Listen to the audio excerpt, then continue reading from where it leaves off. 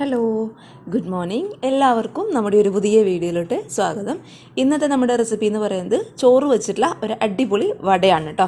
സാധാരണ നമ്മൾ ഉഴുന്ന് കുതിർത്ത് അത് അരച്ചിട്ട് ഒക്കെയാണ് നമ്മൾ ഉഴുന്ന് വട റെഡിയാക്കി എടുക്കാറ്. എന്നാൽ അതേ ഒരു ടേസ്റ്റിൽ ബാക്കി വന്നിട്ടുള്ള ചോറ് വെച്ചിട്ട് നമുക്ക് എളുപ്പത്തിൽ ഈസി ആയിട്ട് ഒരു വട ഉണ്ടാക്കാൻ വേണ്ടിയിട്ട് പറ്റും. അപ്പോൾ നല്ല ടേസ്റ്റാണ്, പുറമെ നല്ല ക്രിസ്പിയും ഉള്ളിൽ നല്ല സോഫ്റ്റ് ആയിട്ടുള്ള അടിപൊളി വടയാണ് കേട്ടോ. അപ്പോൾ എല്ലാവരും ഒന്ന് കണ്ടു നോക്കുക. ട്രൈ ചെയ്ത് നോക്കുന്ന സമയത്ത് ഉറപ്പായിട്ടും ഫീഡ്ബാക്ക് അറിയിക്കുക. പിന്നെ ഈ ഒരു ചോറ് വെച്ചിട്ടുള്ള വട ഇഷ്ടപ്പെട്ടാൽ വീഡിയോ ലൈക്ക് ചെയ്യാനും അതേപോലെ നിങ്ങളുടെ ഫാമിലിയും ഫ്രണ്ട്സൊക്കെ ആയിട്ട് ഷെയർ ചെയ്യാനും പിന്നെ ഈ ഒരു വീഡിയോ കണ്ടുകൊണ്ടിരിക്കുന്ന സമയത്ത് ഇഷ്ടപ്പെടുകയാണെന്നുണ്ടെങ്കിൽ സബ്സ്ക്രൈബ് ചെയ്യേണ്ട കാര്യം മറക്കരുത് കേട്ടോ. അപ്പോൾ നമുക്ക് വേഗം തന്നെ ഈ ഒരു ചോറ് വെച്ചിട്ടുള്ള വട എങ്ങനെ ഉണ്ടാക്കുന്നതെന്ന് ഒന്ന് കണ്ടു നോക്കാം. ചോറ് വെച്ചിട്ടുള്ള ഈ ഒരു വട റെഡിയാക്കി എടുക്കാൻ വേണ്ടിയിട്ട് ഇതുപോലുള്ള 250 ml കപ്പിൽ 1.5 കപ്പോളം വരുന്ന ചോറാണ്, അതായത് വേവിച്ചെടുത്തിട്ടുള്ള ചോറാണ് ഇപ്പോൾ ഞാൻ എടുത്തിട്ടുള്ളത്. ഞാനിപ്പോൾ ഇവിടെ എടുത്തിട്ടുള്ളത് മട്ട അരിയുടെ ചോറാണ്. ഏത് അരിയുടെ ചോറ് എടുത്താലും കുഴപ്പമൊന്നുമില്ല കേട്ടോ. അപ്പോൾ ഇതുപോലുള്ള കപ്പിൽ 1.5 കപ്പോളം വരുന്ന ചോറ്. ഇനി നമുക്ക് ഈ ചോറ് മിക്സിയുടെ ജാറിലിട്ടിട്ട് നന്നായിട്ടൊന്ന് അരച്ചിട്ട് എടുക്കണം കേട്ടോ. അപ്പോൾ ആദ്യത്തെ 1 കപ്പോളം വരുന്ന ചോറ് നമുക്ക് ഈ ഒരു മിക്സിയുടെ ജാറിലോട്ട് മുഴുവനായിട്ട് അങ്ങോട്ട് ഇട്ട് കൊടുത്തേക്കാം.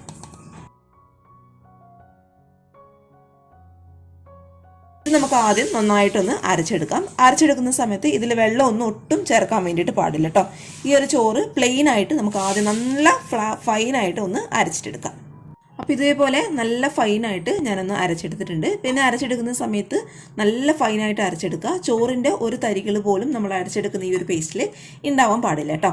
ഇനി നമുക്ക് ഈ ഒരു പേസ്റ്റ് മറ്റൊരു പാത്രത്തിലോട്ട് അങ്ങ് മാറ്റി കൊടുക്കുക.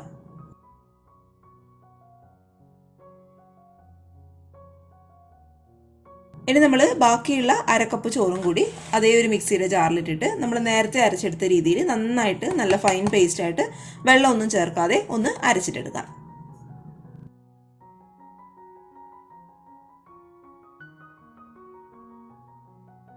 നന്നായിട്ട് അരച്ചെടുത്തിട്ടുള്ള ഈ ഒരു ചോറിൻ്റെ പേസ്റ്റിലോട്ട് പിന്നെ നമ്മൾ ചേർത്ത് കൊടുക്കാൻ വേണ്ടിയിട്ട് പോകുന്നത് നമ്മളെല്ലാ ഉഴുന്ന് വടയിലും ചേർത്തെടുക്കുന്നത് പോലെ ഒരു മീഡിയം സൈസുള്ള സവാള ചെറുതായിട്ട് കട്ട് ചെയ്യട്ടോ. നല്ല പൊടിയായിട്ട് അരിഞ്ഞെടുത്തതാണ്. അത് നമുക്ക് ഈ ഒരു ചോറിൻ്റെ പേസ്റ്റിലോട്ട് മുഴുവനായിട്ട് അങ്ങോട്ട് ചേർത്ത് കൊടുക്കാം. അതേപോലെ ചെറിയൊരു പീസ് ഇഞ്ചി ചെറുതായിട്ട് കട്ട് ചെയ്തിട്ട് നമുക്കിതിലോട്ട് ചേർത്ത് കൊടുക്കാം. അതേപോലെ എരിവിന് ആവശ്യമായിട്ടുള്ള 2 പച്ചമുളക് ചെറുതായിട്ട് കട്ട് ചെയ്തിട്ട് നമുക്ക് ഇതിലോട്ട് ചേർത്ത് കൊടുക്കാം കേട്ടോ.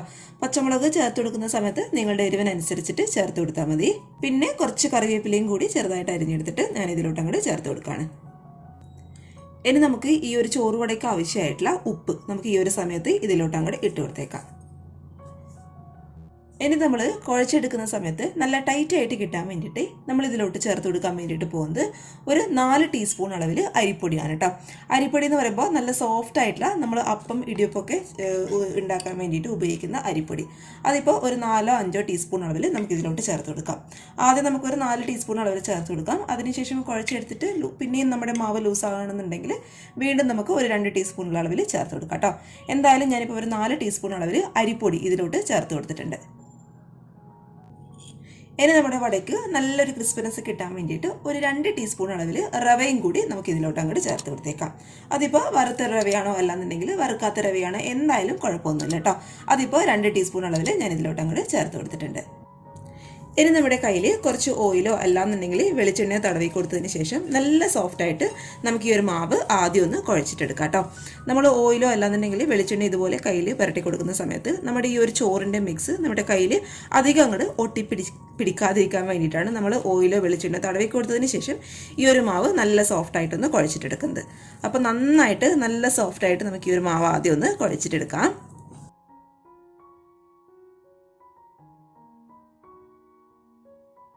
ഇതിപ്പോൾ നമ്മുടെ മാവ് നല്ല ലൂസായിട്ടാണ് കേട്ടോ ഇരിക്കുന്നത്. ഈ ഒരു മാവ് ഒന്നും കൂടി ഒന്ന് ടൈറ്റായി കിട്ടാൻ വേണ്ടിയിട്ട് ഒരു 3 ടീസ്പൂൺ അളവിലും കൂടി അരിപ്പൊടി നമുക്ക് ഈ ഒരു മാവിലോട്ട് അങ്ങോട്ട് ചേർത്ത് കൊടുത്തേക്കാം.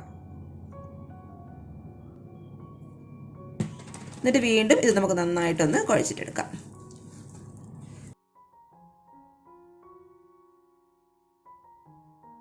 അപ്പോൾ നമ്മുടെ ഈ ഒരു മാവ് നല്ല സോഫ്റ്റ് ആയിട്ട് ഞാനൊന്ന് കുഴച്ചെടുത്തിട്ടുണ്ട്. നമ്മളിതുപോലെ തൊട്ട് നോക്കുന്ന സമയത്ത് നമ്മുടെ മാവ് നല്ല സോഫ്റ്റ് ആയിരിക്കണം കേട്ടോ. ആ ഒരു രീതിയിൽ വേണം നമ്മളിത് കുഴച്ചെടുക്കാൻ വേണ്ടിയിട്ട്. പിന്നെ നമ്മളിത് കുഴച്ചെടുക്കുന്ന സമയത്ത് കയ്യിൽ ഒട്ടിപ്പിടിക്കുന്നുണ്ടെന്നുണ്ടെങ്കിൽ അതിനനുസരിച്ചിട്ട് വീണ്ടും അരിപ്പൊടി ചേർത്ത് കൊടുത്തിട്ട് നല്ല സോഫ്റ്റ് ആയിട്ട് നമ്മുടെ മാവ് കുഴച്ചെടുക്കാം കേട്ടോ. ഇനി ഒരു മാവ് ഒരു 10-20 മിനിറ്റ് നമുക്കൊന്ന് റെസ്റ്റ് ചെയ്യാൻ വേണ്ടിയിട്ട് അങ്ങ് മാറ്റി വെച്ചേക്കാം. നമ്മൾ ആ ഒരു സമയം കൊണ്ട് റെസ്റ്റ് ചെയ്യാൻ വയ്ക്കുമ്പോഴേക്കും നമ്മുടെ മാവ് ഒന്നും കൂടി അങ്ങോട്ട് സോഫ്റ്റ് ആയിട്ട് മാറും. അപ്പോൾ അതിന് വേണ്ടിയിട്ടാണ് കൂടുതൽ സമയം വേണ്ട, ഒരു 10-20 മിനിറ്റ് ഒന്ന് റെസ്റ്റ് ചെയ്യാൻ വേണ്ടിയിട്ട് അങ്ങ് മാറ്റി വെച്ചേക്കാം. അപ്പോൾ നമ്മുടെ ഈ ഒരു മാവ് നമ്മൾ റെസ്റ്റ് ചെയ്യാൻ വെച്ചിട്ട് ഏകദേശം ഒരു 10-25 മിനിറ്റ് ആയിട്ടുണ്ട് കേട്ടോ. ഇനി നമുക്കിത് റെഡിയാക്കാൻ വേണ്ടിയിട്ട് തുടങ്ങാം. അപ്പോൾ നമ്മുടെ മാവ് പതുക്കെ നമുക്കിങ്ങനെ ഈ ഒരു പ്ലേറ്റിൽ നിന്ന് എടുത്ത് നോക്കാം കേട്ടോ. അപ്പോൾ നല്ല സോഫ്റ്റ് ആയിട്ടുള്ള മാവാണ്, കയ്യിലൊന്നും ഒട്ടും ഒട്ടിപ്പിടിക്കുന്നില്ല കേട്ടോ. ഇനി ഈ ഒരു മാവിൽ നിന്നും ചെറിയൊരു പോർഷൻ മാവ് എടുക്കുക. നമ്മൾ ഇനി സാധാരണ നമ്മൾ ഉഴുന്ന് വടച്ചിടുന്ന അതേ ഒരു മെത്തേഡ് തന്നെ കേട്ടോ. കൈയുടെ അടിയിൽ വെച്ചിട്ട് നന്നായിട്ടൊന്ന് ഉരുട്ടിയിട്ടെടുക്കാം. നമുക്ക് ഉരുട്ടിയെടുക്കുന്നതിന് മുന്നേ കയ്യിൽ ഒട്ടിപ്പിടിക്കുന്നുണ്ടെങ്കിൽ കുറച്ച് ഓയിലൊന്ന് തടവി കൊടുത്തോളൂ കേട്ടോ. ഞാനിപ്പോൾ ഓയിലൊന്നും തടവി കൊടുത്തിട്ടില്ല, കാരണം കയ്യിൽ വലുതായിട്ടൊന്നും ഒട്ടിപ്പിടിക്കുന്നില്ല. നന്നായിട്ട് നമ്മുടെ കൈയുടെ അടിയിൽ വെച്ചിട്ട് ആദ്യം നമുക്കൊന്ന് ഉരുട്ടിയിട്ടെടുക്കാം.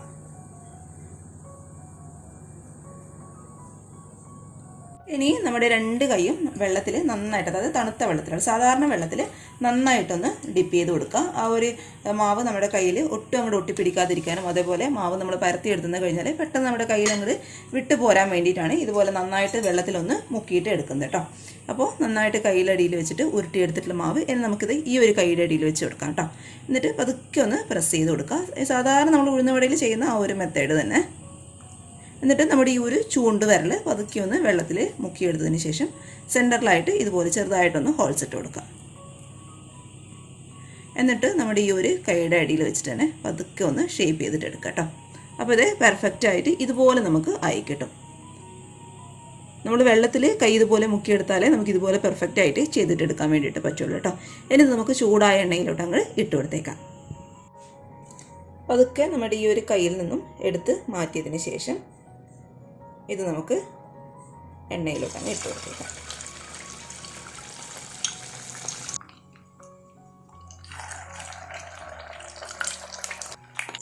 പിന്നെ ഈ ഒരു വട ഉണ്ടാക്കുന്ന സമയത്ത് പ്രത്യേകം ശ്രദ്ധിക്കേണ്ട കാര്യം എന്താണെന്ന് വെച്ചാൽ, നമ്മൾ സാധാരണ ഇതുപോലെ എണ്ണയിലിട്ടിട്ട് ഫ്രൈ ചെയ്യുന്ന സമയത്ത് ഒരുപാട് വടകൾ നമ്മൾ ഈ ഒരു എണ്ണയിലോട്ട് അങ്ങോട്ട് ഇട്ട് കൊടുക്കാറുണ്ട്.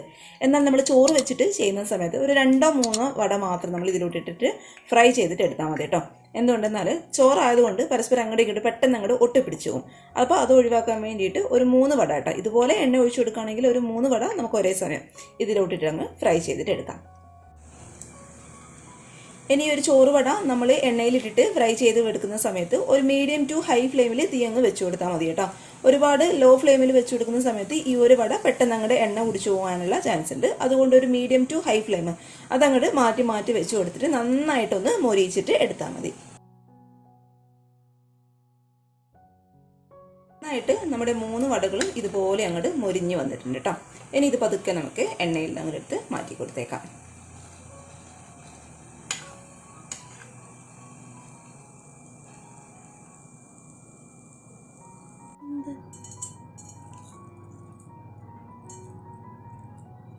ആദ്യം നമുക്ക് ഈ ഒരു മാവിൽ നിന്നും കുറച്ച് മാവ് എടുത്തിട്ട് കൈയുടെ അടിയിൽ വെച്ചിട്ട് നന്നായിട്ടൊന്ന് ഉരുട്ടിയിട്ട് എടുക്കാം കേട്ടോ.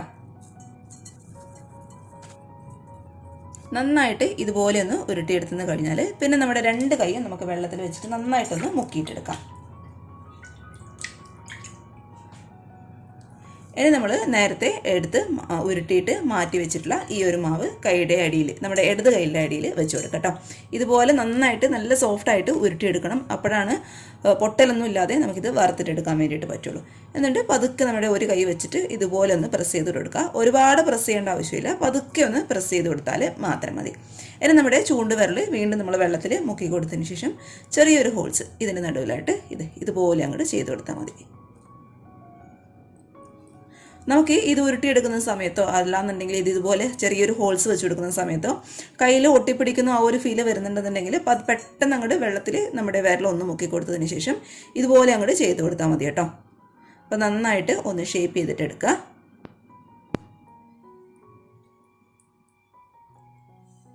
ഇത് പെട്ടെന്ന് അങ്ങോട്ട് കയ്യിൽ നിന്ന് ഇതുപോലെ അങ്ങോട്ട് വിട്ട് വന്നു തുടങ്ങും കേട്ടോ.